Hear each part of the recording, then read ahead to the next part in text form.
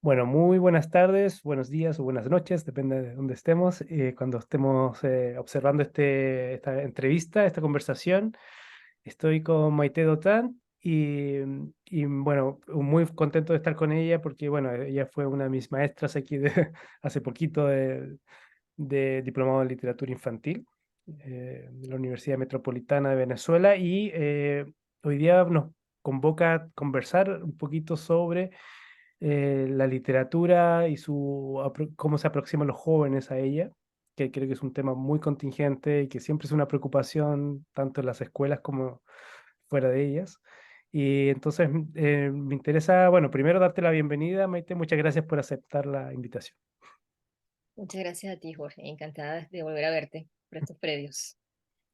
Y bueno, comenzamos entonces. La primera parte en las entrevistas son siempre es como conocer a la niña o el niño, digamos, que tenemos al frente. Entonces me interesaría conocer un poco más o que nos contaras un poquito más de cómo aparece tu interés por la lectura, por los libros, cuando eras pequeña.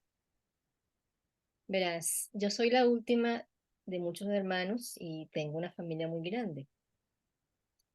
Y en esta familia era muy importante el tema del estudio y los libros eran una parte natural de eso. O sea, yo crecí en un contexto, además mi mamá es maestra, ¿no? Debo decir. Eso crecí en un contexto en el que la vida implicaba aprender, conocer, estudiar y para eso estaban allí los libros. El primer recuerdo que yo tengo mm, de una relación con los libros fue cuando tendría yo unos 3 años, 3 años y pocos, que llegó a la casa, bueno, llegaron varias cajas con enciclopedias que mi mamá había comprado, porque en esa época, esa era la época también de las enciclopedias y como mi mamá es maestra, pues tenía la posibilidad de comprarlas a través de la escuela. Y fue una emoción enorme recibir las cajas, abrir los libros, porque además compraron unos estantes bajitos que duraron toda la vida en la casa y que para nosotras, las más pequeñas, era una maravilla porque nuestros libros estaban justo en el tramo de abajo. Obviamente yo no sabía leer y no recuerdo haber tenido un libro en mis manos antes de ese momento. Em, y entonces, claro, era como la emoción contagiada entre todos. Mira, esta enciclopedia es de ciencias. Ay, esta es sobre biología y esta es sobre historia. Mira, y esta es de literatura. Y claro, están las de las dos pequeñas, que éramos mi hermana y yo.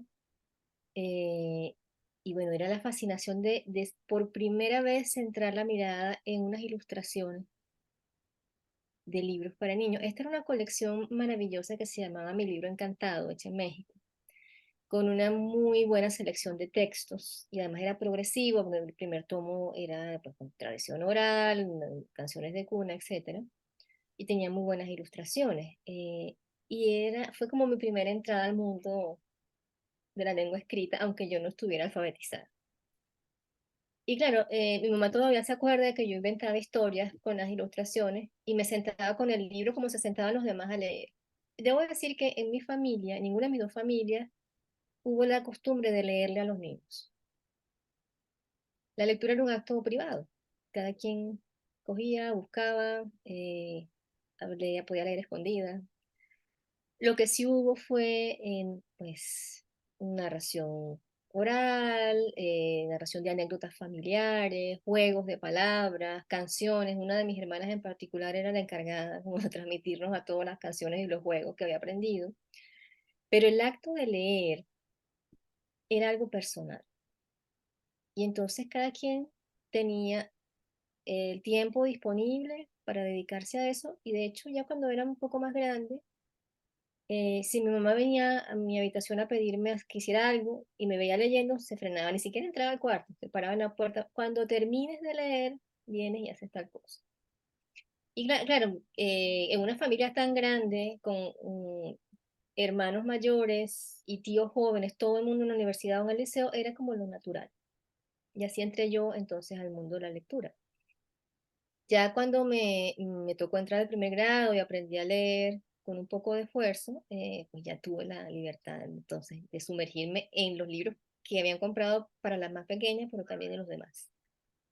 Podía ser que yo no entendiera nada, pero me parecía fascinante agarrar una enciclopedia y conocer, por ejemplo, cómo era, qué sé yo, el sistema circulatorio, ¿sí? O cómo se llaman los distintos tipos de piedra, porque algo que había en ese momento en mi contexto familiar, pero también de la comunidad, era la avidez por conocer. Y lógicamente, en una época en que no existía internet, la manera de conocer de forma autónoma era a través de los libros. ¿Sí? En la escuela uno aprendía cosas, en la casa, con los padres, con los amigos, aprendía otras cosas, pero los libros podían ayudar a satisfacer otras curiosidades que de pronto no, pues, no se ventilaban frente a los demás. Y claro, eso me generó a mí una cierta, digamos, deformación personal, porque yo lo que deseaba estar haciendo la mayor parte del tiempo era justamente leer, ¿no? Y recuerdo cuando estaba en segundo grado que yo me llevaba en el bolso mi libro de lectura, pero también el que usaba mi mamá, que era maestra en la misma escuela. Ella daba quinto grado y estaba en segundo. No importa, yo me leía el de quinto porque me parecía extraordinarias esas historias. Y claro, no atendía la clase de matemática, no me interesaban los números, ni qué era una decena, no sé, eso no era asunto mío, lo mío era las historias.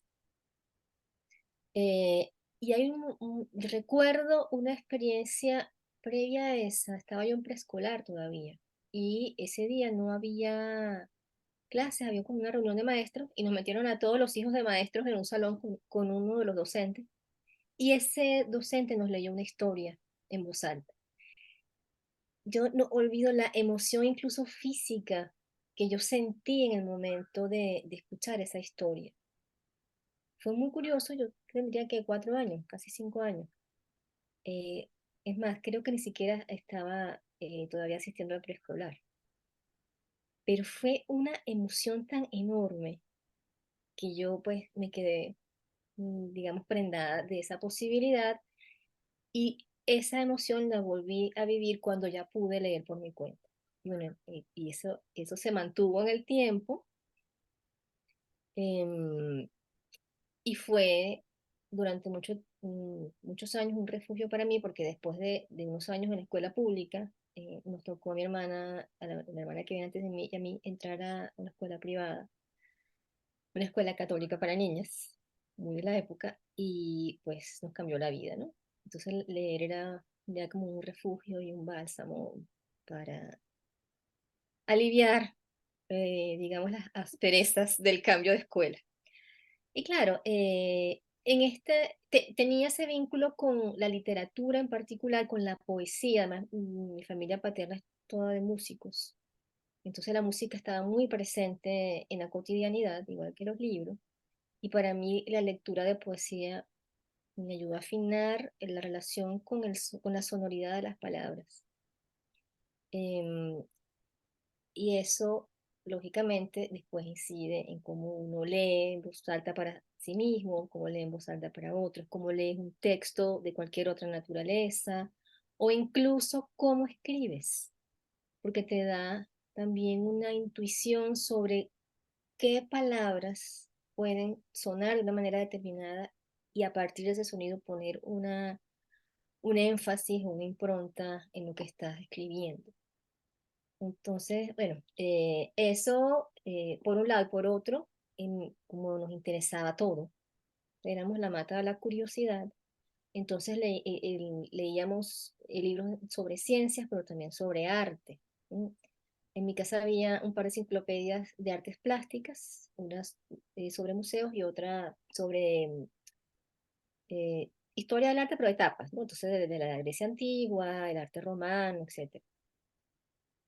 Y yo tenía un juego que hacía yo sola, sobre todo cuando todo el mundo dormía la siesta, y era que tapaba la ficha de la obra y hacía el esfuerzo de recordar quién era el autor, cómo se llamaba la obra, de qué época era, ¿no? Eso era uno, y el otro era leer el diccionario, un diccionario enciclopédico que había en casa que tenía no solamente la etimología de las palabras, sino cómo se decía en otros idiomas. Ese era otro juego que yo tenía conmigo misma, ¿no? Y bueno, en ese camino terminé yo estudiando humanidades en Venezuela. Antiguamente, no hace mucho, pero que hasta hace mucho, hasta hace poco, mejor dicho, era así. Había una mención en ciencia y otra en humanidades para el título de bachiller. Yo estudié humanidades. Y en humanidades, o sea, digamos que el peso estaba en la literatura, en la filosofía y los idiomas. Y claro, en ese tiempo estaban de moda estos test vocacionales y a mí me salía matemáticas así, de rayitas así en rojo. Y el, el área verbal es altísima en amarillo. Entonces las psicólogas del colegio decían, no, esta niñita claramente tiene que estudiar humanidades, porque bueno, ¿qué la vamos a poner en otra cosa? Y bueno, hice el bachillerato en humanidades y al terminar no tenía muy claro, como suele suceder con 16 años, que iba a estudiar en la vida. Y en ese tiempo tenía como la ilusión de estudiar comunicación social, pero terminé inscribiéndome en letras porque era más sencillo entrar a la universidad por una carrera con menor demanda, porque en esa época comunicación social tenía una demanda muy alta, ya no. Y bueno, yo como era en otra ciudad, pues yo no fui a ver resultados de exámenes ni nada, sino que me inscribí en ese primer año de letras y ahí me quedé. Para mí era mi lugar, ¿no? Yo recuerdo que iba con una compañera de clase, salíamos de clase a las 6 de la tarde y nos íbamos a la biblioteca eh, con una voracidad y con una ilusión tremenda y sacamos 10 15 libros. La biblioteca cerraba a las 7, ¿no? Y entonces poníamos un montón de libros en la mesa y segurísimas de que en una hora nos íbamos a leer todo aquello, ¿no? Eh, y bueno, la posibilidad de tener a mi alcance una biblioteca completa era invaluable. Yo era bastante indisciplinada en los estudios, porque yo estudiaba lo que me daba la gana. Yo iba a clases, tomaba apuntes, así, hacía mis exámenes, revisaba la teoría, pero le dedicaba mucho más tiempo a lo que a mí me interesaba. Entonces, si estábamos viendo el CID, bueno, me interesaba el CID, como no, ya yo había leído el CID antes,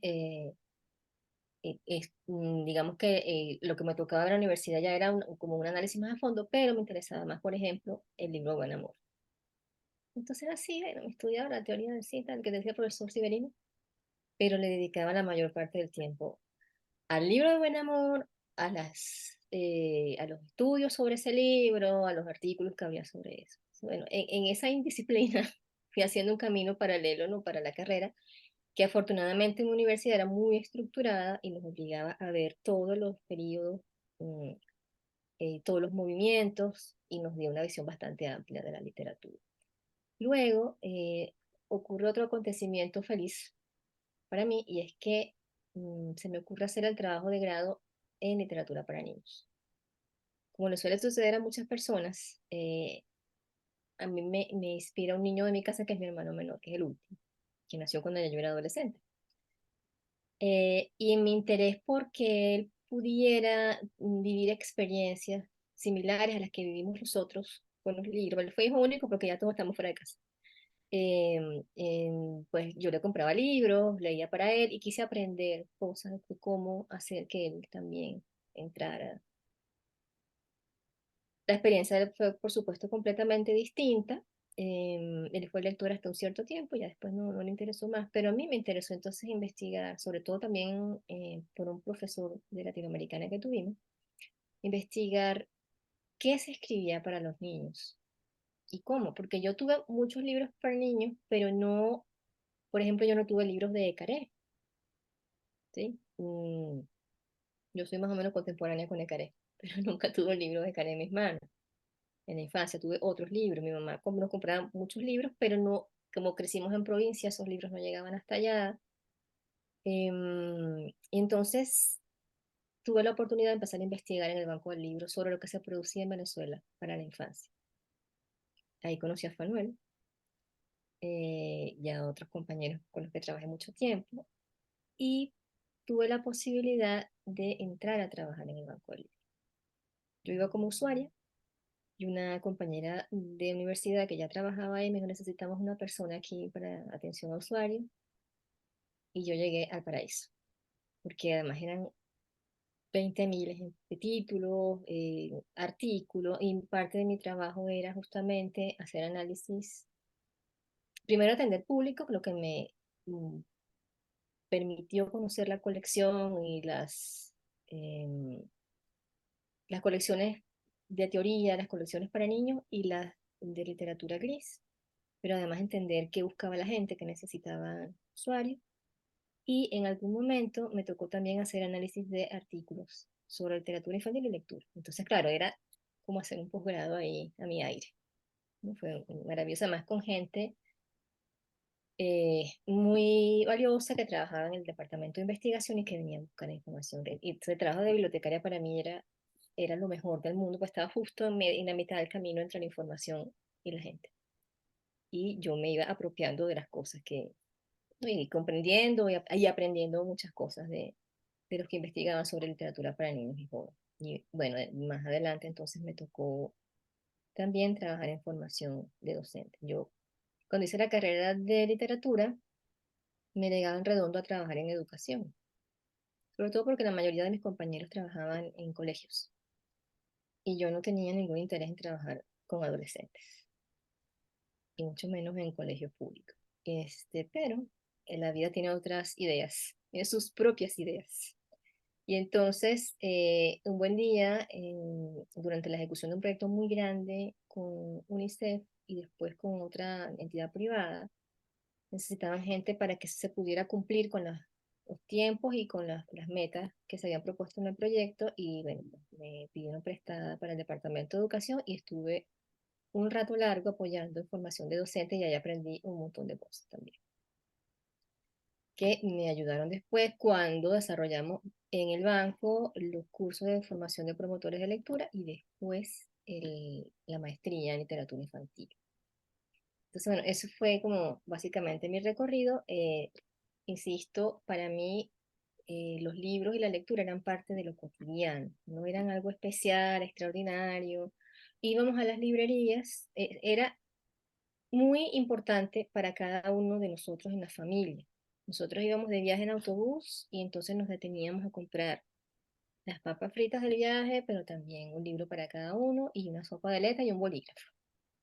Si íbamos a hacer un viaje de 12 horas. Era algo natural.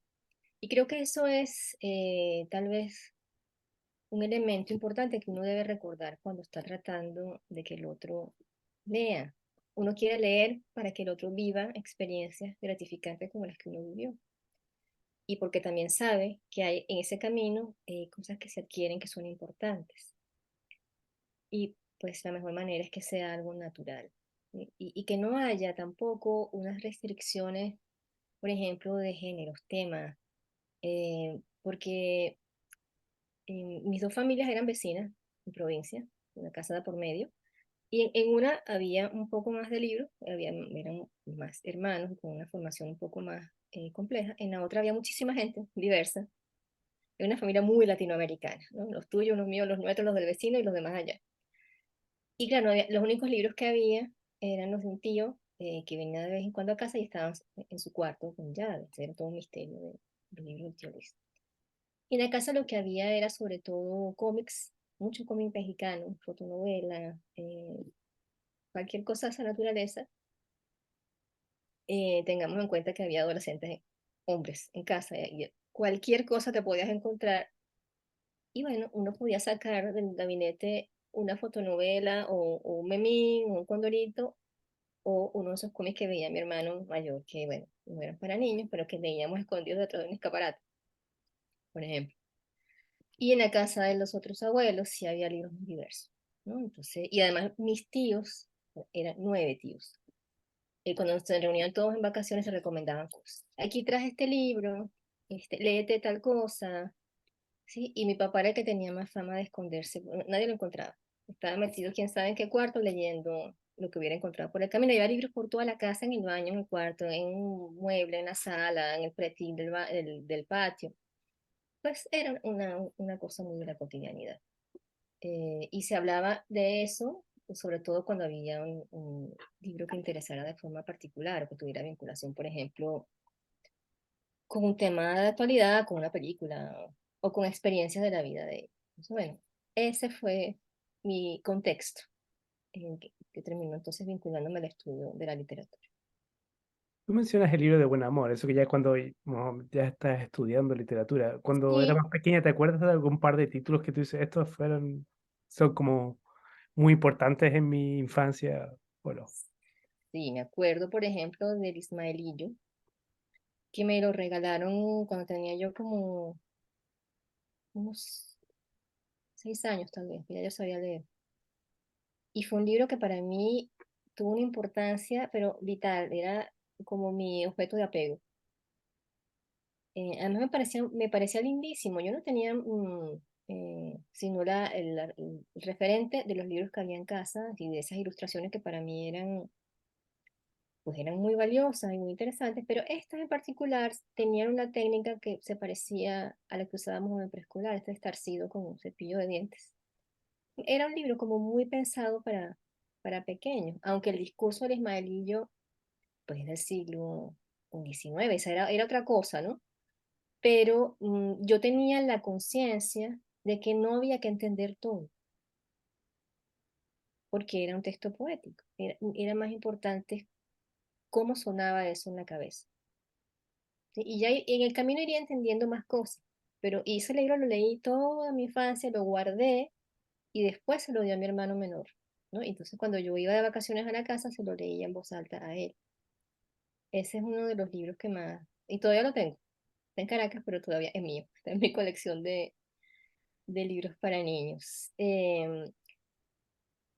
Bueno, ya como un libro, aparte de ese, yo diría más bien que esta colección de mi libro encantado, porque fue toda esa enciclopedia que todavía recuerdo los textos y a veces estoy trabajando con una amiga en algún material, por ejemplo, para preescolar o para primeros grados, digo, ay, este poema, este cuento, esta adivinanza. Y afortunadamente alguien lo digitalizó y lo puso en la red y bueno, puedo descargar las cosas, ¿no? Pero yo todavía recuerdo esos textos, ¿sí? Todavía me resuenan porque pasa algo importante cuando uno tiene autonomía para explorar los libros y para leerlos a su aire, y es que uno se va apropiando, se va haciendo una voz para leerse a sí mismo. Y eso es algo que yo siempre le digo a los maestros. Muchas veces los niños tienen dificultades para leer porque no han encontrado una voz para leerse a sí mismos, para hacer el ejercicio de, por su propia cuenta, eh, recorrer ese texto, darle una forma en el sonido para que pueda entrar en ellos y tener allí algún tipo de significado, algún tipo de efecto. Entonces yo diría que esos dos, porque después vinieron muchos más, pero esos fueron como los primeros. yo me acuerdo cuando yo era pequeño, tenía una experiencia parecida. Yo no era una enciclopedia, pero era un diccionario de muchos tomos también. Y me recuerdo las banderas, y yo obsesionado con las banderas, entonces dibujaba una y otra vez las banderas y las recortaba y jugaba con las banderas. Y era divertido eso, y en el fondo es como tú vas cultivando un cierto gusto por temáticas dentro de algo tan vasto. Eso es lo interesante y lo bonito de los diccionarios. Yo le decía a mi esposa hace un tiempo atrás, necesitamos un diccionario, porque ya nos sacamos el diccionario y uno confía muchas veces en internet, pero no es, la experiencia es completamente diferente tener el material, la enciclopedia o el diccionario, los grandes, digamos, para conocer palabras por una parte, o solamente para hojear y encontrarse con algo, o detenerse justamente en lo que decías tú, en las ilustraciones. Sino lo de los diccionarios era también una experiencia extraordinaria. No tenía su diccionario chiquitito así para la escuela, que bueno, tenía tres, cuatro definiciones para algunas palabras, pero para nosotros era fascinante esos grandes diccionarios que había en casa, ¿no? Esos diccionarios enciclopédicos que tenían ilustraciones, pero además tenían eh, varias definiciones y entender que una palabra tiene varios significados era muy importante para nosotros, porque era la posibilidad de entender, sí, pero también de expresar y saber cómo se dice y que también es una cosa que suele interesar mucho en la infancia, cómo se dice una misma, cuál es el nombre de un mismo objeto en distintos lugares, por ejemplo, ¿no? Y entender, yo fui muy lectora de libros de cocina, por ejemplo. Me encantaban los libros de cocina. Y mi mamá tenía montones de libros, revistas, recetas sueltas, y poder, o sea, tener el poder de saber cómo nombrar el maíz en distintos países y el maíz, los distintos tipos de maíz, eso era para nosotros importante también. ¿Sí? Porque era una forma de participar del mundo. ¿Sí? Y eso, lógicamente, era posible porque teníamos la libertad para eso. En la casa teníamos la libertad para explorar lo que quisiéramos en los libros. Em, y bueno, y pasaban cosas curiosas como que, por ejemplo, claro, cuando tienes 8 años, no tienes conciencia de que existen palabras que se vuelven obsoletas, ¿no? O que se van volviendo obsoletas, o formas de escribir que cambian. Entonces te ponen en el libro un poema de principios del 20 que se escribe de una forma y ya estás en el año 81 y esa palabra ya no se escribe así. Eso me pasó a mí en tercer grado, que nos pusieron a hacer una composición y yo puse la palabra obscuro con B y me la corrigieron y yo estaba indignadísima porque cómo me iban a corregir esa palabra si yo estaba segura que se escribía así, porque en este poema de este libro, mira, aquí está, le mostré a mi mamá, ah, mira, aquí está, se escribe así. Claro, yo no podía saber en ese momento que eso ya no se escribía así. Pero bueno, digo que estas posibilidades de exploración, que como tú dices, van guiadas por los intereses de cada uno, entonces nos llevan también a una vinculación con una palabra mucho más estrecha y desde el interés personal, ¿no? De saber qué puedo hacer yo con esta palabra, ¿no? ¿Dónde la consigo? ¿Para qué la uso? Tú distingues muy bien también entre, bueno, yo creo que dentro de tu misma biografía tenemos varios elementos que son interesantes que después teóricamente tú los vas incorporando en tus reflexiones también.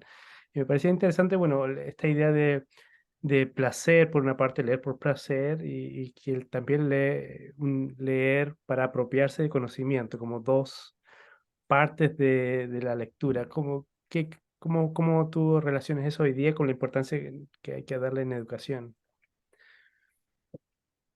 Ese es un tema que se ha vuelto complicado porque durante mucho tiempo se hizo un esfuerzo muy grande para que la escuela permitiera que hubiera la lectura por placer, porque incluso los libros de lectura con cuentos, poemas, coplas, etcétera, tenían una intención, no desde su construcción, sino desde su uso, tenían una intención didáctica.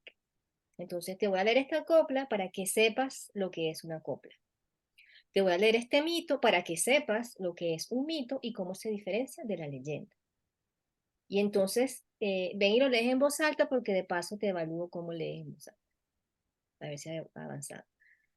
Para mm, cambiar un poco ese panorama y permitir que los niños pudieran tener una vinculación con la literatura real, es decir, desde el uso real de la literatura como un espacio de recreación, pero también de nutrición del espíritu.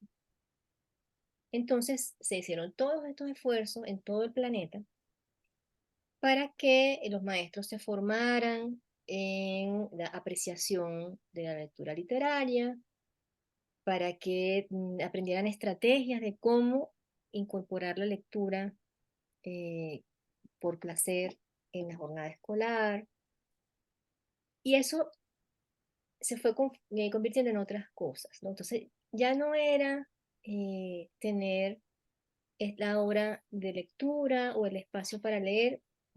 Recuerda mi mamá siempre nos contaba que cuando ella estaba en primer grado, ella estudió solamente un grado en una escuela de un campo petrolero, donde vivía mi abuelo. Y allí todos los niños tenían, los viernes se llevaban un libro a la casa. Ella regularmente, y además eran unos libros de gran formato. Ella se llevaba cuentos de Andersen, cuentos de Grimm, les ponía música clásica en el recreo y ella tendría que 6, 7 años. Para ella eso era una experiencia extraordinaria, lo que es un ejemplo más de cómo la belleza puede estar en la escuela al alcance de los niños y producir unos efectos en el desarrollo de su sensibilidad y en la vinculación que tienen ellos con el arte como una parte natural de la vida. Entonces, volviendo al tema de lo que pasó con la promoción, esta pasión de los lectores que participaron en la formación de maestros, en la conformación de planes, en la convicción de que es la escuela el espacio que debe proponerle a los niños esas primeras experiencias, sobre todo porque para muchos en la casa eso no va a existir, terminó convirtiéndose en una tarea más para el docente, una fórmula que se usa. Algunos, no digo que para todos, porque yo he conocido muchos maestros, muchos, realmente convencidos de la importancia de la literatura en la formación de un ser humano, pero no son necesariamente la mayoría. Entonces, fueron pasando cosas como que, por ejemplo, em, la lectura de un libro de literatura, o sea, el concepto de lectura, mejor dicho, se quedó centrado en la lectura de textos literarios. Entonces, todas las reflexiones que se hacían sobre la lectura estaban vinculadas con lo que pasa con un texto literario. Y empezó a descuidarse el acto de leer en sí mismo como un camino hacia el conocimiento. También tiene esa función.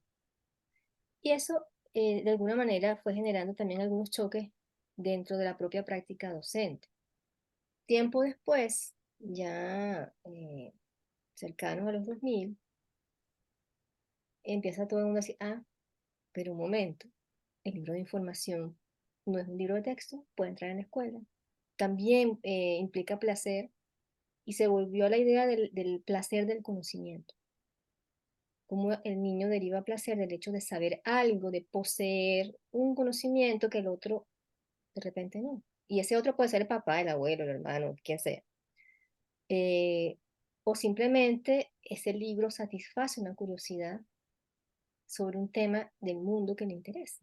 O le abre el interés sobre un tema, ¿no? Entonces, por ejemplo, niños que les interesan los insectos y descubren algo sobre las mariposas, sobre los insectos voladores, y eso para ellos puede ser la entrada a la relación con la palabra escrita, con el texto, con el libro como objeto. O sea, hay muchos elementos involucrados allí. Desde el signo de puntuación más simple hasta la posibilidad de identificar y de construir un texto complejo, un texto informativo complejo, o de incluso poder apreciar un texto informativo que tiene un manejo del discurso vinculado a lo narrativo, por ejemplo, o crear un texto de esa naturaleza. Entonces, esos ires y venires de la concepción de la lectura en la escuela han tenido efectos importantes en los niños y en los maestros, pero también han generado algunos inconvenientes. Y estamos en un momento en que ya la gente se empieza a preguntar, bueno, pero ¿qué es la mediación finalmente? ¿Cómo debe ser esa mediación? ¿Qué ha hecho además? ¿Cómo ha sido? ¿Qué ha hecho y qué impacto ha tenido realmente la mediación? Porque al final, incluso quienes han trabajado como formadores, como promotores de lectura, como mediadores, en algún momento terminan, algunos de ellos, tal vez los más jóvenes, pueden terminar simplemente convirtiéndose en una figura más cercana como a acciones recreativas o terminan tomando acciones muy rígidas, entonces esto se hace así. Este libro se lee así, este es el libro que se lleva para este grupo, esta es la forma de leer este otro libro, este es el género para esta edad, este es el tema o este no es el tema. Y claro, ahí también se va perdiendo entonces esta posibilidad de la libertad y del juego que se propone a los niños y a los adolescentes a la hora de explorar por su cuenta los libros. Entonces, yo creo que toca ya cada uno revisar qué ha hecho y qué puede hacer, revisar las propias convicciones sobre lo que implica la lectura, porque lógicamente con el tiempo también van cambiando los temas de interés, eh, las formas discursivas, pero también las maneras de relacionarse entre los lectores. Y esas son cosas que hay que observar, porque no podemos seguir haciendo todo de la misma manera, ¿no? O sea, yo no puedo pretender, de hecho, yo intenté que mi hermano, que tiene 13 años menos que yo, tuviera un vínculo con el que tuvimos todos los demás y no fue posible, porque él fue hijo único al final y porque tuvo otra historia de vida. Entonces no puede uno pretender, claro, se me excusa porque yo tenía 17, 18 años, ya yo no haría una cosa así, pero hay que pensar realmente desde el que recibe y no desde el que da. En ese ¿Sí? sentido, No el puede. que recibe y pensando en el tema que nos interesa también abordar en esta conversación, los adolescentes. ¿Cómo tú ves esta aproximación y la complejidad de la aproximación de los adolescentes hoy día con la literatura? Pues hoy día y siempre, porque el adolescente es un material peligroso para mucha gente. ¿Sí? Manéjese con cuidado. Porque, bueno, los adolescentes están en un momento de vida complejo desde todo punto de vista. Incluso su propio cerebro es inestable. Entonces, bueno, pasan cosas como que, ay, este muchacho se volvió flojo, ¿no? Es que está cumpliendo una función biológica muy compleja y entonces el cerebro no puede estar en todo. Así como un niño de 1 año no puede aprender a hablar y a caminar al mismo tiempo, porque son dos funciones muy complejas y, bueno, empiezas con una y sigues con la otra y en algunos casos eh, se prioriza una sobre la otra, pues en la adolescencia pasa otro tanto. Entonces, es frecuente escuchar, no, es que no les interesa leer, es que son unos flojos, es que quieren todo fácil. Eso lo he escuchado yo desde que yo era adolescente, incluso antes de que mi mamá atendía adolescentes como maestra. Y yo creo que entonces lo primero que uno se tiene que plantear es la comprensión del adolescente, de los adolescentes, porque además estamos en un tiempo de los plurales. No hay una forma única de vivir la adolescencia, porque no es lo mismo ser adolescente en una zona urbana, en clase media, que en una zona urbana deprimida, o ser adolescente en la zona rural o en la ciudad, o ser un adolescente en América Latina, en Finlandia o en Filipinas. Entonces, bueno, hay que saber a quién tenemos delante, cómo son nuestros adolescentes, a quién estamos hablando, pero además conocer, hay que infiltrarse para conocer de qué hablan, cuáles son los códigos que usan, cuáles son las plataformas en las que se comunican. A mí me hizo gracia en estos días que alguien pone un video de un fantasma que hay en una casa y dice una palabra, ¿no? Y entonces es un matrimonio de gente joven y dice, no, pero este fantasma es muy antiguo porque esa palabra ya no se usa. Y era una palabra muy de la coloquialidad en Caracas. Me hizo muchísima gracia porque era una palabra frecuente en los 90 y ya los 90 queda como una cosa muy lejana. Claro, ya yo tengo una edad en la que puedo hablar de hace 40 años, hace 30 años, sin ningún problema, ¿no? Pero eso, saber cómo se comunican, por ejemplo, había términos para referirse a cierto tipo, a ciertas categorías que usaban los adolescentes para referirse a los que son de una zona, de otra, o que les gusta una música u otra, que ya no sé, bueno, que eran frecuentes en la universidad en los 2000 o incluso hasta el 2015 y ya no se usan. Entonces usas esa palabra frente a un adolescente y ya te ven como un abuelo. Bueno, entonces toca conocer. ¿Por qué? Bueno, porque nos interesa encontrar los puntos de conexión con ellos. No es que vamos a hablar ahora como los que tienen 15 años, pero sí necesitamos entender de qué hablan entre ellos, ¿sí? Y lógicamente ellos, todos en esas edades, usamos esas palabras en todos los contextos, porque en la coloquialidad, pues uno usa las palabras que comparte con los iguales. Entonces, em, esta población tan compleja, tan diversa, genera unos discursos, pero también unas relaciones con los productos culturales que hace falta que nosotros conozcamos. O sea, cómo conectamos, por ejemplo, con la música que oyen, con los juegos de video en los que participan, las plataformas de juego en las que están, cuál es la narrativa que hay en esas plataformas. Porque uno los ve ahí todo el día pegados en la computadora jugando, Bueno, se está chicharrando la cabeza y los ojos, está perdiendo el tiempo. Ahí están pasando otras cosas. De hecho, hace un tiempo hubo un documental donde decía, un reportaje donde decían que cuáles eran las ventajas que tenían los que habían jugado videojuegos desde su infancia, en temas de trabajo colaborativo, identificación de información falsa, em, esto de enfrentar la adversidad, a desarrollar estrategias. Esas son cosas que han ido aprendiendo de los videojuegos. Y digo han ido porque yo soy de la época de Atari y nunca me enganché. Em, pero allí también hay unas narrativas. Allí también hay unas formas de contar lo que se vive.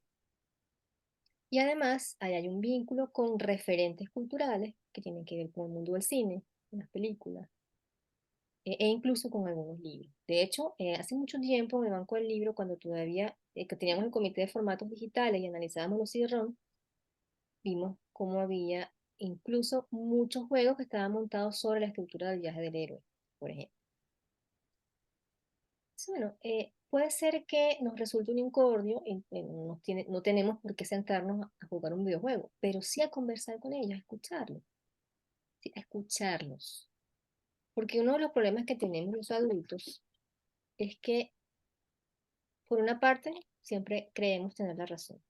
No es que lo que necesitemos ni lo queramos, pero lo creemos. Entonces automáticamente tenemos una opinión o un juicio sobre lo que dicen, sobre cómo lo dicen, sobre con quién comparten las cosas. Y bueno, hay que escuchar más, ¿no? Con mayor atención y encontrar las conexiones que permitan entonces proponerles a ellos la exploración de los libros. Muchas veces pensamos que no leen nada y que no leen nada de ficción.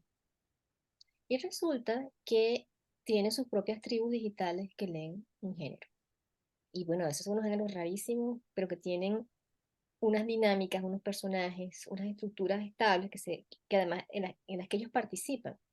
Van creando historias también a partir de esas estructuras. Eso también lo tenemos que conocer, porque ese es un camino que nos permite a nosotros conectar con otro tipo de relatos, con otras obras que pudieran interesarles, pero también nutrirlos para ese tipo de textos que ellos crean. Este fenómeno del fanfiction, que ya tiene muchísimos años, sigue vigente. Entonces, esa posibilidad de participar en la creación de algo es también llevar a cabo unas funciones mm, cognitivas, pero también de creatividad importantes, porque, bueno, cómo yo transformo esto de la historia que no me parece que funciona, o que no me gusta, o que me genera incomodidad. Y uno puede decir, bueno, pero es que no nos podemos complacer en todo, pero no es que la adversidad existe y la imposibilidad también, y entonces tienen que entender que sí, todo eso es verdad, pero eso se va aprendiendo en el camino, no lo impone uno de entrada tampoco. Lo que uno tiene que observar allí es que son capaces de crear algo. Puede ser que tú le pidas en el salón de clase, bueno, escribe, te voy a dar este personaje y estas dos acciones, escribe un texto breve. Ay, te voltean los ojos y se quejan y protestan y hacen el mínimo esfuerzo, pero cuando están en esas plataformas colaborativas, entre pares, sí hacen las cosas, porque no son para la escuela, no son para una evaluación, no son para el maestro que te va a poner una nota y va a decir, mira, tienes que mejorar la sintaxis y tienes que mejorar la ortografía y esta palabra no se escribe así, sino que hay una posibilidad libre de creación y de exploración. Entonces, bueno, esa pregunta de qué hacemos con los jóvenes que no quieren leer, yo creo que es tan antigua como la humanidad, porque tienen unos intereses, pero además unas necesidades particulares de escurrirse del mundo adulto, por un lado, y de participar de él, por otro. No quieren del mundo adulto los límites, los consejos, las normas, pero sí las libertades. Y lo que ellos consideran que es participar del mundo adulto, sea lo que sea, desde tomarse una cerveza hasta empezar a trabajar, lo que sea que ellos consideren que es el mundo adulto. Y por supuesto tienen la necesidad de escabullirse de nuestra mirada, que no veamos lo que están haciendo, eso no es problema de nosotros. No tenemos por qué saber ni qué piensan ni qué hacen. Eso es lo que muchas veces sienten, pero justamente los que trabajamos en esta intención de hacer que ellos se vinculen con los libros y con el acto de leer, sí necesitamos saber y tenemos que ser muy hábiles para poder obtener esa información, ¿no? Y por ese camino poder ofrecerles a ellos experiencias de lectura que tengan un significado, que tengan un sentido, que no sea, bueno, léate de la página tal a la página tal y me responde estas preguntas. Porque eso no es, esa es una tarea escolar. Ojo, este es otro tema que ha sido muy complicado y que ha traído muchos problemas. Si bien es cierto que en el contexto escolar tiene que haber el espacio y el tiempo para que se lea de manera real, es decir, con el interés de disfrutar de un relato, de conocer una historia, de conocer sobre las obras de unos autores. Por otro lado, la escuela también tiene la obligación de enseñar cómo se estudia la literatura como un área de conocimiento. Y es ahí donde yo veo que ha habido mucho problema. ¿Sí? Porque, bueno, yo no tengo por qué pedirle al estudiante que se lea, por ejemplo, una novela como, qué sé yo, La casa de Lucy Babbage o Desperó o La velocidad de Beatriz y me busque todas las palabras agudas. Eso no. Las palabras agudas tienen otros textos y otros contextos. Pero yo sí puedo partir de la lectura de esta novela, de la reflexión sobre lo que esa novela genera en cada uno de ellos, de la conversación sobre la experiencia de la lectura, y también puedo enseñarles a ellos cómo identificar los referentes que están allí, el contexto que está allí y las posibilidades de interpretación que eso ofrece y cómo eso se hace desde la crítica literaria. Eso sí lo tengo que enseñar en la escuela, que es parte del conocimiento que da la escuela. Y creo que esas dos posibilidades de la lectura literaria han ido chocando. Sí, son como dos placas tectónicas que van generando pequeños terremotos en la relación de los adolescentes con la literatura. De los niños también, pero los niños son un poco más eh, flexibles en general. Con los adolescentes pasan cosas muy complicadas, ¿no? Entonces también están todos estos prejuicios sobre lo que tiene o no tiene que leer un adolescente, sobre bueno, la discusión de si se leen o no se leen los clásicos, por ejemplo. Bueno, y verdad que va a poner los clásicos, porque se van a los extremos. No, aquí solo se leen los clásicos porque creo que están en el programa.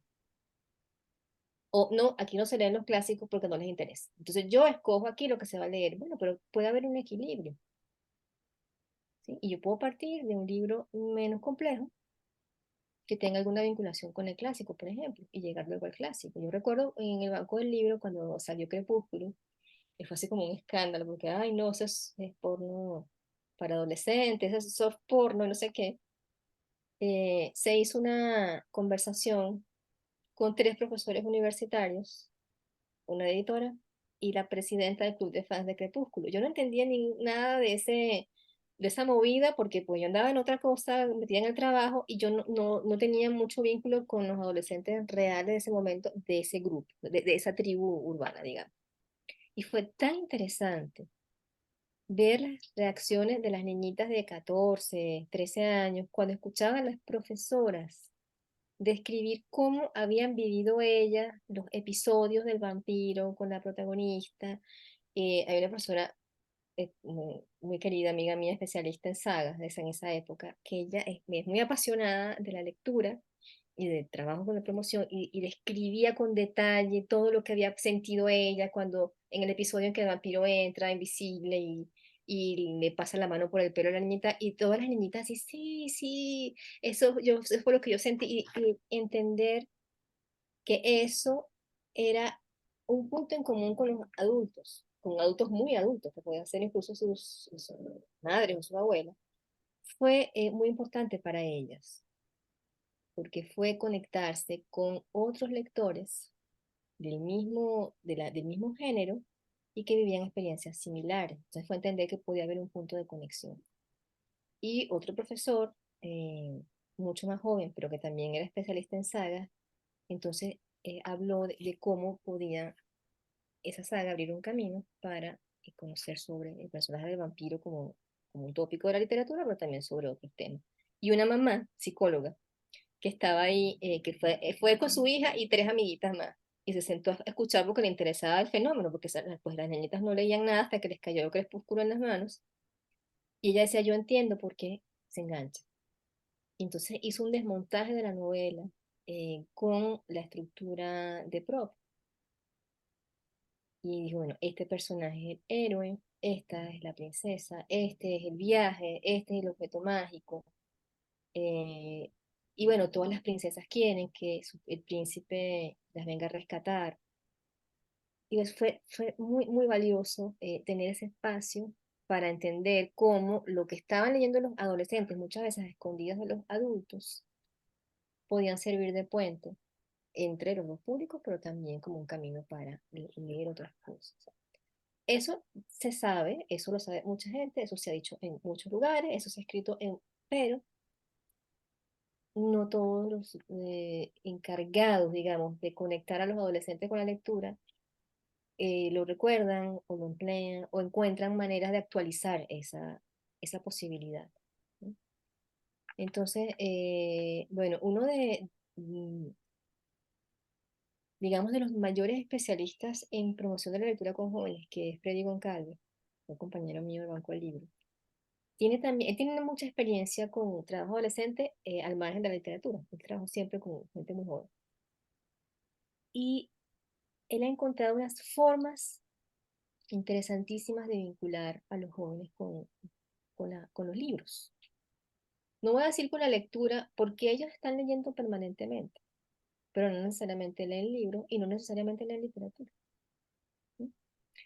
Entonces él ha encontrado desde la música, desde los géneros musicales que ellos escuchan, que a uno le puede parecer un horror, pero bueno, es lo que ellos están escuchando, desde la exploración de la iconografía que consumen, del material audiovisual que consumen, ha podido entonces generar trayectos para ir con ellos, conocer lo que les interesa, conocer cómo son y cómo perciben sus propias vidas y a partir de cómo perciben su relación con el mundo y en particular con los adultos.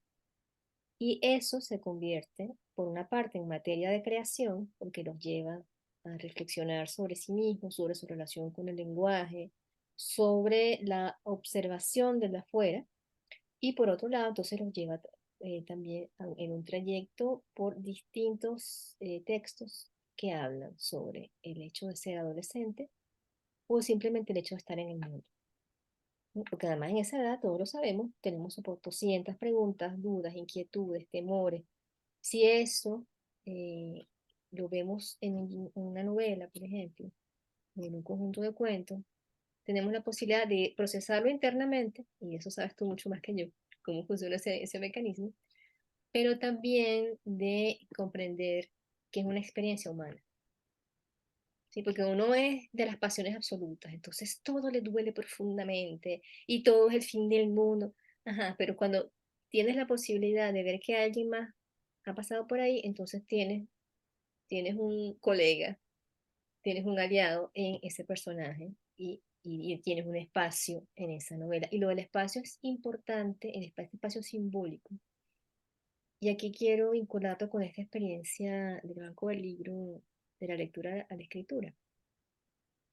Ese fue un proyecto que nació de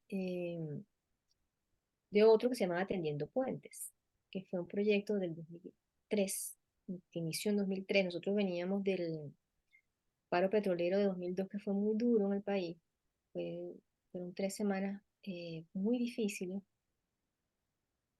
fueron producto de una confrontación social también muy profunda. Y cuando llegamos en enero al Banco del Libro, todos llegamos con la misma propuesta. Hay que hacer algo para aliviar este malestar que se generó aquí en el país. Entonces hablamos del deslave social. Teníamos de haber trabajado para vivir, que fue por el deslave de Vargas, Y de ahí nos vino la idea de hacer este otro proyecto porque vivimos un deslave social que después se convirtió en otras cosas, pero que en ese momento nos impactó mucho porque no teníamos idea de que eso nos podía pasar. Ese proyecto atendió niños desde preescolar hasta los primeros años de bachillerato, no, los últimos de primaria. Y entonces, en el camino, estos niños nos fueron creciendo, sobre todo los de Petare, porque en Petare fue donde ese proyecto duró mucho más tiempo, ¿no? Porque había mucho más necesidad. Por ejemplo, eso fue en 3 lugares, Katia, Petare y Guarataro. Guarataro se apropió mucho más rápidamente de la propuesta. Ahí dejamos instalada una colección y unos adolescentes encargados del rincón de lectura. En Katia, pues era también una comunidad bastante bien atendida y no requirió mucho tiempo de intervención. Pero en Petare, que es una zona popular muy grande, el barrio más grande de Venezuela tal vez, sí había muchas necesidades y nosotros estábamos trabajando con una organización que nivelaba a los niños que habían salido del sistema escolar para que pudieran volver a entrar. Y entraron a Fe y Alegría. Y estas maestras eran como apoyadas, monitoreadas por Fe y Alegría. Bueno, en Petare trabajamos 5 años. Y claro, en ese tiempo, los que estaban en los últimos grados de primaria crecieron y ya no, pues no les interesaban ni la misma historia, ni la misma actividad, y dijimos, bueno, hay que hacer algo distinto para ellos, porque querían seguir viniendo, pero no querían hacer las mismas cosas. Entonces nos planteamos este proyecto en el que ya ellos no solamente iban a leer, sino que iban a escribir. Y una de las primeras cosas que hicimos fue darle un cuaderno nuevo a cada uno. Debo decir que en estas comunidades tener un objeto de uso personal en ese tiempo era muy importante para ellos, un objeto personal que no era para la escuela además, que era para ellos. O sea, niños que no tenían ni siquiera su propia cama, tenían un cuaderno como un espacio simbólico, era su cuaderno. Y lo primero que hicimos fue poner el nombre de cada uno en la primera página y la etimología del nombre.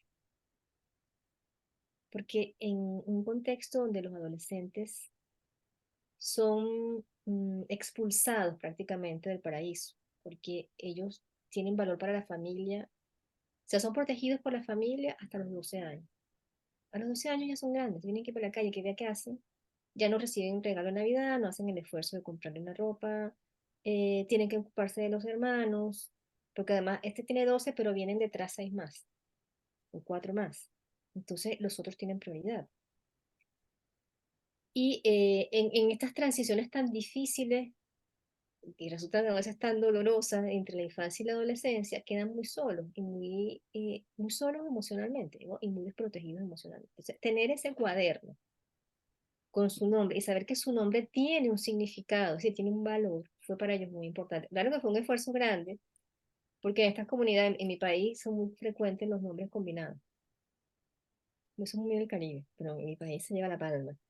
Y nombres combinados o versiones castellanizadas de nombres anglosajones. Y entonces yo le daba vuelta, a mí me vino en mi ayuda el oído musical y le daba vuelta a este nombre, este viene de aquí. Pero después como de 3 días de darle vuelta al nombre. Bueno, ese espacio simbólico del cuaderno les dio a ellos la posibilidad entonces de registrar lo que sentían y pensaban de los libros que estaban leyendo, pero también de la experiencia de leer, de las opiniones de los compañeros sobre ese libro, em, y de la posibilidad de tener un libro eh, en las manos, ¿no? Nosotros empezamos ese proyecto como en mayo y volvimos con ellos en agosto. O sea, paramos en julio en las vacaciones escolares, volvimos en agosto y habíamos tenido una tremenda baja en la población y nos quedamos muy preocupados y resultó ser que muchos de esos niños que habían participado, esos adolescentes que habían participado en esta primera parte, con esos 2 meses de trabajo con nosotros, pudieron entrar de nuevo al sistema escolar. Entonces nos dolió que no estuvieran con nosotros, pero por otro lado, pues fue una satisfacción saber que esa experiencia de 2 meses eh, sumergidos en la literatura y en la conversación sobre la literatura y pues, poesía, cuento, novela, les dio a ellos la posibilidad de reconectarse con el lenguaje y volver a la escuela. Eso, bueno, creo que fue tal vez una de los impactos más importantes que tuvo ese proyecto. De hecho, una de las muchachas de ese grupo terminó estudiando educación y fue una muy buena, ha sido una muy buena maestra. Después tuvimos distintos grupos y bueno, cada vez tenían más dificultades, pero sí pudimos encontrar desde sus formas de comunicarse, desde las palabras de la coloquialidad, maneras de conectar con ellos y que vieran el valor, tanto ellos como los padres, porque digamos que la mayor oposición que había allí era de los padres, que pues decían, bueno, tienes 15 años, no estás en la escuela, anda a trabajar, yo necesito que me ayudes con la casa. Entonces estaba el que trabajaba de colector en un autobús, que pasaba, eso fue muy doloroso para nosotros porque era uno de los más activos del grupo que además estaban empezando a participar en el otro proyecto, pero leyéndole a los pequeños. Y bueno, lo veíamos pasar en el autobús y nos saludaba así con la mano y un día volvió, ¿no? Porque para él tuvo mucho sentido tener ese espacio para poder ser, que es una de las mayores demandas del adolescente. Déjame ser como soy, déjame ser como puedo ir en este proceso gerundio que atravesar la adolescencia, ¿no? Entonces, creo que es mucho lo que hay que pensar cuando uno se decide trabajar en función de ofrecerle a los adolescentes la posibilidad de conectarse con la lectura literaria y con los libros. Y con los libros en el formato que sea, porque pues pasada la pandemia sabemos que todos los formatos posibles son útiles. Yo creo que también toca pensar más en profundidad, tanto en el caso de los adolescentes como de los niños, y en general, pero en adolescentes y niños porque son los que todavía están vinculados al sistema escolar. ¿Qué es lo que estamos esperando los adultos que les suceda a ellos con la lectura? Porque cada quien puede estar esperando algo muy diferente. Incluso un maestro de un grado y el del grado siguiente pueden tener caminos muy distintos y generar unas tensiones que, bueno, de repente no sabemos en qué van a parar. Todos sabemos que la lectura en general, no solamente de textos literarios, tiene unas funciones cognitivas importantes y que están vinculadas con el uso del lenguaje. Lo que no garantiza que el que lee puede saber escribir bien, doy fe de ello, pero con largueza. Sin embargo, sabemos que si tienes una exposición a los textos escritos, va a ser mucho más sencillo mm, entrar en ese camino de aprender a escribir de una manera clara y comunicable para los demás.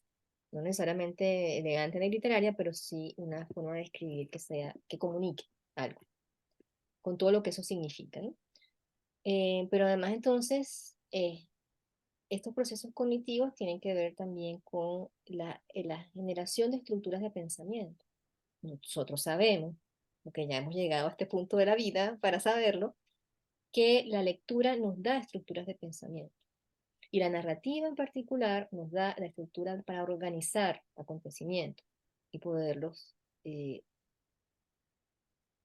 registrar, comunicar, preservar, ¿sí? Pero también esa estructura organizativa que da la narración sirve para argumentar.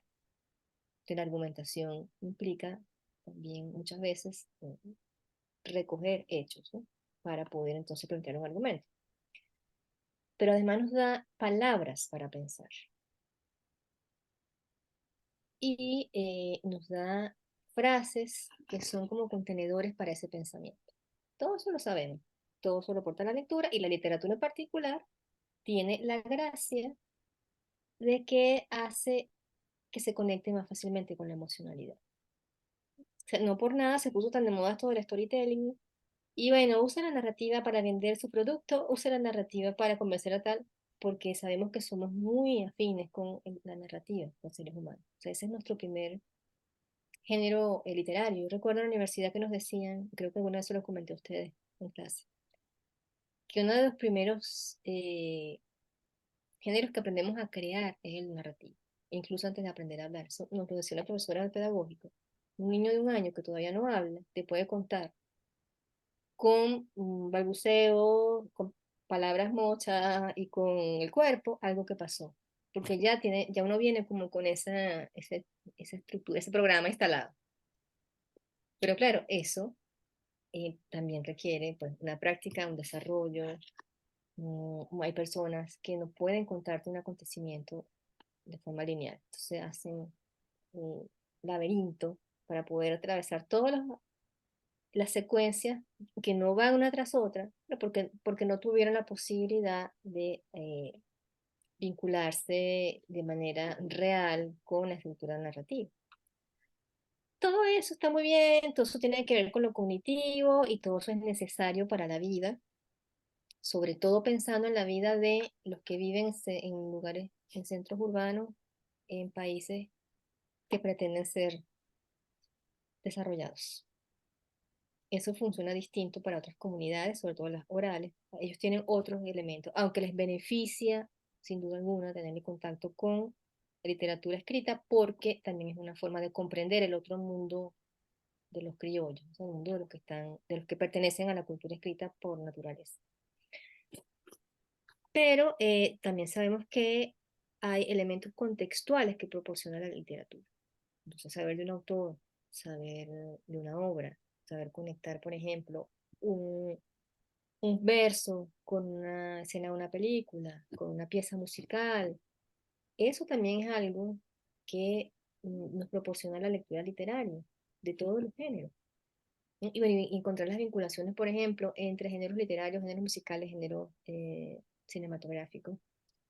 Em, Encontrar incluso las conexiones que puede haber entre la literatura y elementos como de la cultura popular o incluso de los medios, hasta de la publicidad, que son, bueno, reconocer los guiños que puede haber en todo eso genera un cierto grado de satisfacción, que es como el mismo que funciona con el humor, por ejemplo, ¿sí? Porque te genera un clic en el cerebro y saber que pudiste descubrir eso también genera un cierto grado de satisfacción intelectual.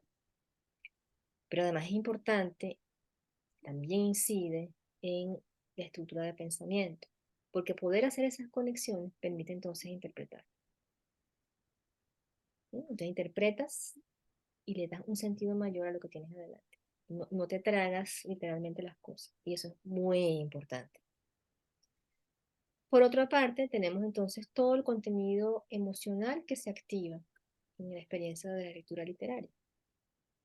Entonces, bueno, en un adolescente que tiene la posibilidad de leer un texto poético, un cuento o una novela que recoge experiencias vitales profundas de alguien, de un semejante, les puede dar a ellos la posibilidad entonces de comprender sus propias emociones. Bueno, lo vamos a decir aquí que entonces va a aclarar todo su conflicto interno, lo van a resolver porque no funciona de esa manera, pero sí puede entender lo que le pasa y puede incluso aliviar ciertas tensiones, por ejemplo, un sentimiento de culpa por algo que dijo o que hizo, o que pensó o que deseó, por ejemplo. ¿Mm? Bueno, es que siente que está odiando profundamente a su mamá. Ay, qué cosa tan horrible. Ah, pero si te enteras de que eso pasa y de que eso es más común de lo que se pudiera esperar y de que hay mamás peores que la mía, entonces esa experiencia emocional también va decantando en ese lector y le va generando un espacio de contención, de resguardo, de refugio, pero también como de reconstrucción y de autoconstrucción. ¿Sí? Y esa emocionalidad tiene que ver no solamente con el personaje o la historia de ese personaje, sino con el contexto en el que está ese personaje. Porque no es lo mismo una novela que transcurre en un contexto urbano cercano que una novela histórica, por ejemplo, que te permite asomarte a cómo y vio un adolescente de hace 70 años una situación extrema. Porque eso por un lado te da, aunque sea de manera inconsciente, la posibilidad de comprender que hay imágenes universales, de experiencias universales, que no tienen nada que ver con las épocas. Pero además puedes generar curiosidad por el contexto. Bueno, ¿y cómo era eso? ¿Y cómo pasó así? Yo recuerdo, por ejemplo, una experiencia con unas adolescentes de un colegio católico para niñas, que ellas mismas habían solicitado los servicios de Banco del Libro porque organizaron un club de lectura y querían orientación y contrataron al Banco del Libro. Ellas pusieron su dinero y contrataron al Banco del Libro. Y una compañera me pide que le eche una mano porque las niñas escogieron una novela y la odiaron profundamente. Ay, yo no sé qué hacer con esto, ¿y ahora qué pasa? Entonces, muéstrame la novela. Es una novela muy interesante que se llama La prisión de honor, una novela colombiana, ambientada en el gobierno de Rojas Pinilla, que fue, digamos, la única dictadura que hubo acá en Colombia, que se sepa. Y están pues, en los años 50. Y nosotros sabemos que los años 50 tienen lo suyo. Son una época compleja, ¿no? En el mundo entero. Pero claro, ellas no entendían nada. ¿Cómo era eso que la mamá se estaba peleando con el papá de la protagonista, que tenía 15 años? Porque el señor tenía una participación política activa, era periodista y por publicar en su periódico cosas contra el gobierno termina preso en una montaña en el páramo y se enferma porque era asmático. ¿Cómo es posible que la mamá haya hecho semejante cosa y no lo haya apoyado? ¿Y por qué el hermanito que tiene 12 años es tan tonto? Y esta niña, ¿por qué dice esto y hace lo otro? Entonces nos tocó hacer el trabajo de contextualizar esa novela y explicarle por qué en los años 50 una mujer tenía unas limitaciones y los niños eran niños por más tiempo, ¿sí? Porque estas niñas tenían entre 13, 15, 16 años, estaban así, sí. Y además había que contextualizarlas a ellas en su realidad, porque en ese momento había una conflictividad muy grande en Venezuela. Y esas eran niñas de clase media alta, y sus mamás eran muy activas en las protestas. Esa fue una época de muchísimas protestas multitudinarias, así que llenaban una autopista, que llenaban una avenida, y las mamás iban y eran como muy mm, activas en ese activismo, digamos, perdón, ¿sí? Por la redundancia, pero estaban presentes allí todo el tiempo, iban a la marcha, iban a las protestas, apoyaban a los esposos que habían sido echados de la petrolera nacional. Entonces ellas no entendían por qué esta mamá en esta novela, en lugar de apoyar al papá, le recriminaba que hubiera expuesto a toda la familia a una suerte de exilio dentro del propio país.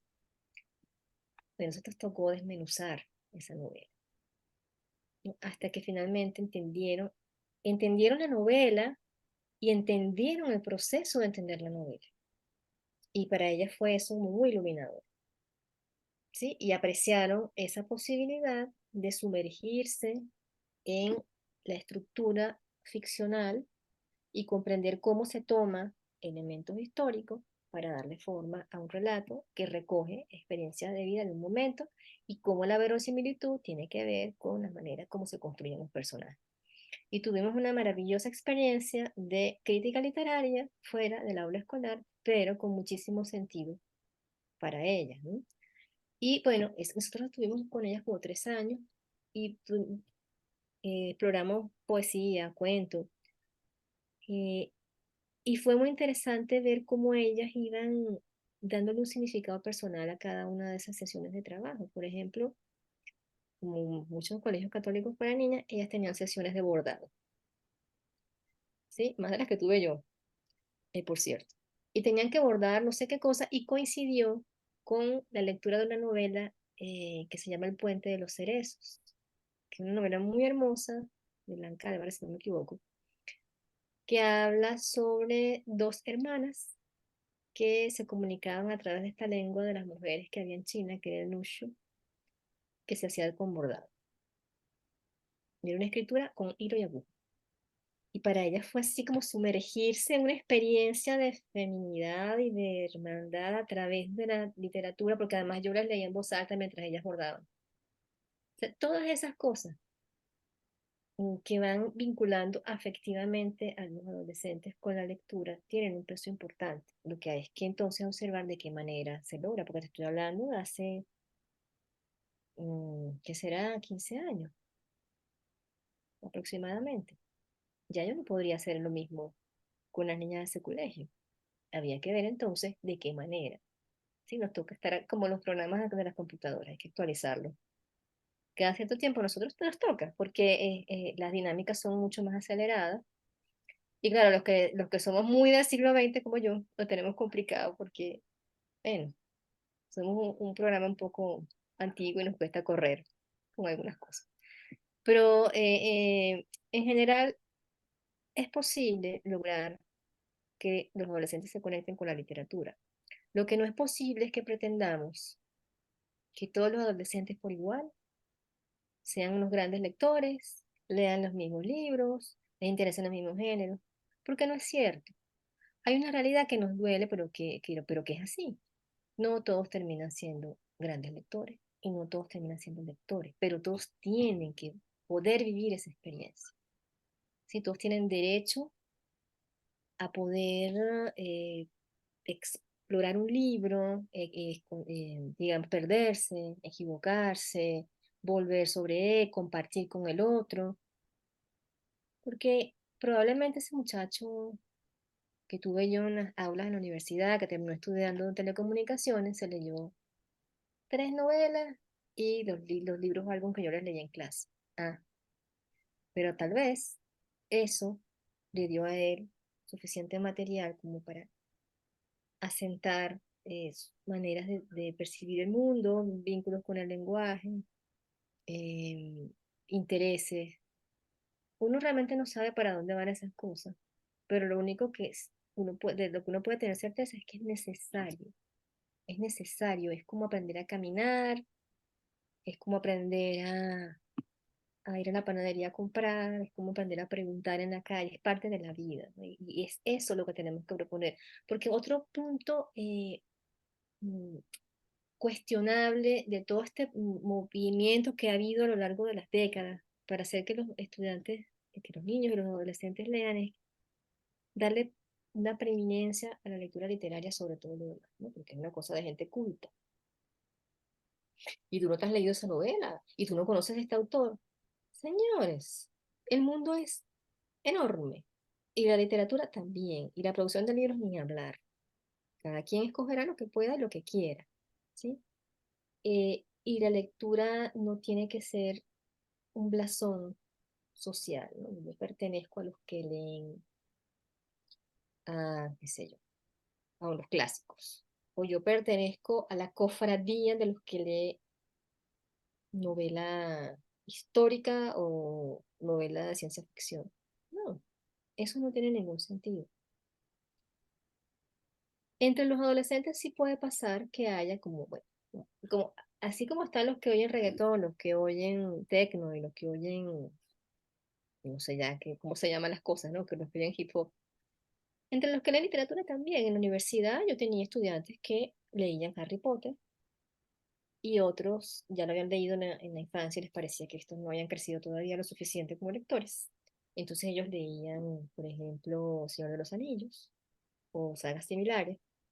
Estaban los que leían ciencia ficción, y armaban como sus pequeñas tribus. Eso es natural, nosotros vamos, eso es parte de ser humano, armar comunidades.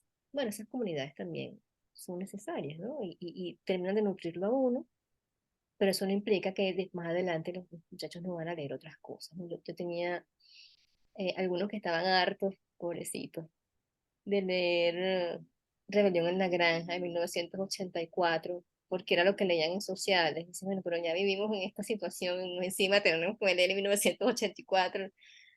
Y bueno, les proponíamos otras cosas, pero entre ellos mismos decían, mira, esta novela es interesante, haz el esfuerzo de leerte esta, porque para algunos era muy difícil, porque venían de hacer un bachillerato en el que no vieron nunca castellano y literatura, porque no tenían profesor. entonces y les promediaban la nota con otra cosa. Entonces no habían tenido la experiencia ni de aprender sobre la materia, ni de leerse una novela, pero tenían una muy buena biblioteca, que lamentablemente ya no existe, pero ellos mismos se recomendaban cosas. Entonces, ese es otro punto que hay que ver. ¿De qué hablan ellos? ¿Qué leen y qué se recomienda? ¿Y cómo se recomiendan las cosas y por cuál vía? Porque eso también nos permite saber cuáles son los discursos que manejan,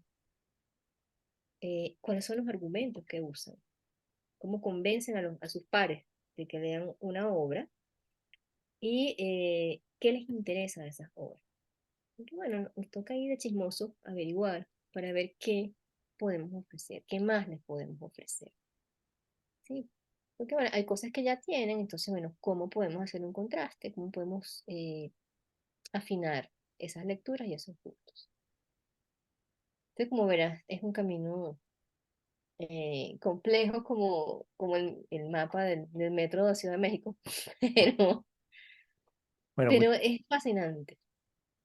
Maite, yo sé que puedes hablar horas y creo que ya había un par de temas que me interesaba conversar, pero yo creo que por el tema tenemos más de una hora Ay, lo siento. y una hora veinte más o menos.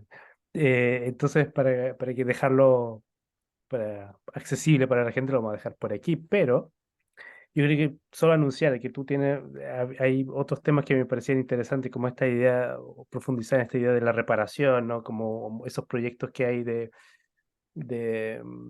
en los que has participado, donde hay, o que sé que el Banco del Libro ha hecho como, en el fondo es ir a contextos de tragedia, digamos, y donde el libro juega un rol muy importante también, especialmente el libro álbum.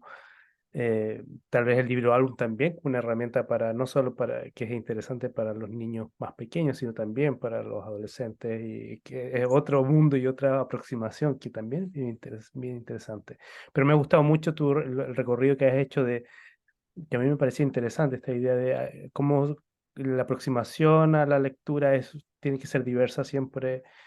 eh, Esta idea de que el adolescente necesita expresar, que no es solamente es como una vivencia solitaria, sino que esta idea de vivir, de lo que se vive en la lectura también se puede, y ahí tiene que encontrar un espacio para conversarse y para poder, es fundamental en el fondo para la propia construcción, ¿no? De sí y del sí lector, ¿no? Como el sí mismo Ujú, para las dos sí. cosas. Y yo creo que es muy importante esta idea de libertad que tanto nos explicabas en tu experiencia personal como formación lectora, y también como lo que tú propones también en el fondo como mediación, ¿no? Como se media en la libertad de dejar espacio para que el otro pueda elegir, para seleccionar textos, para que pueda parar, si necesita parar y continuar después, o dejar incluso, si no, si el texto no le llama la atención, si no lo está convocando en un momento, ¿no?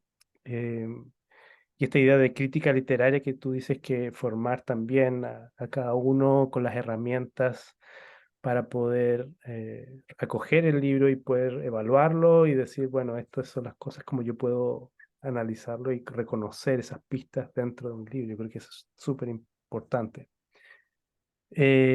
Y yo creo que tienes mucho, yo sé que tienes muchos otros temas, pero me gustaría invitarte en esta última parte a invitar. Yo sé que tienes una invitación especial para el diplomado que se va a abrir en unas semanas más. Entonces te quería dar un espacio para que invites a quienes nos escuchen a conocerlo y tal vez inscribirse, ¿no? Bueno, muchas gracias. Sí, nosotros tuvimos ya esta primera experiencia del diplomado sobre literatura infantil que ha sido extraordinaria y como todo crece, ahora tenemos el diplomado de literatura juvenil. Y me parece que es una experiencia interesante, valiosa para quienes trabajan con adolescentes, viven con adolescentes, eh, porque es la posibilidad de explorar distintos aspectos vinculados con la lectura y la literatura para los para los jóvenes, para los que están en esa etapa de transición. Vamos a tener reflexiones sobre la literatura que se escribe y se publica para los adolescentes, la literatura que ellos leen, por su propia cuenta, las formas de leer de estos jóvenes, las maneras como se vinculan ellos con los distintos tipos de discurso. Entonces, esta es una posibilidad que nos ofrece la Universidad Metropolitana de Caracas para ahondar en temas vinculados con las posibilidades para hacer que los adolescentes encuentren en la literatura una acción valiosa para ellos, pero que también permita conocer a quienes quieren ser mediadores o atienden adolescentes, encontrar cómo la literatura ofrece en muchos géneros, temas, personajes que sirven como puente para conectar con estos jóvenes e incluso aquellos que están interesados en aprender a escribir para público adolescente. También tienen un espacio en este diplomado porque vamos a explorar distintos ángulos de lo que implica la producción de literatura para jóvenes, la manera como se reciben estos libros y las maneras como podemos hacer que lleguen a este público tan espinoso, pero tan fascinante como es el de los adolescentes. Y bueno, y quiero meter aquí, nos quedó colgando este tema de la reparación, pero quiero vincularlo con lo del diplomado porque la literatura ayuda a los jóvenes a construirse, pero también a sanar el dolor de pasar por esta etapa de crecimiento. Los dolores de crecimiento no solamente son físicos, también son emocionales. Entonces, aquí vamos a conversar también sobre cómo hay esa posibilidad de que la palabra ayude a sanar esos dolores. Porque bueno, ya se sabe a lo largo de la historia cómo la palabra en distintas culturas ha sido una manera importante de ayudar al ser humano a recordarse, a recordar quién es, a reconectarse con su humanidad a través de la palabra poética y esa fuerza de la palabra poética que crea el mundo ayuda a restablecer. Entonces, bueno, de eso también vamos a conversar en el diploma. Bueno, agradecerte, Maite, por esta tarde de conversación y voy a dejar el enlace cuando pongamos esto en YouTube. Vamos a dejar el enlace para poder visitar directamente la página de la universidad y pueden conocer más en detalle de qué se trata y quiénes están allí involucrados como docentes también en el diplomado en general. Así que muchas Muchas gracias, gracias. Maite. Gracias a ti, Jorge, que estés muy bien. Tú también.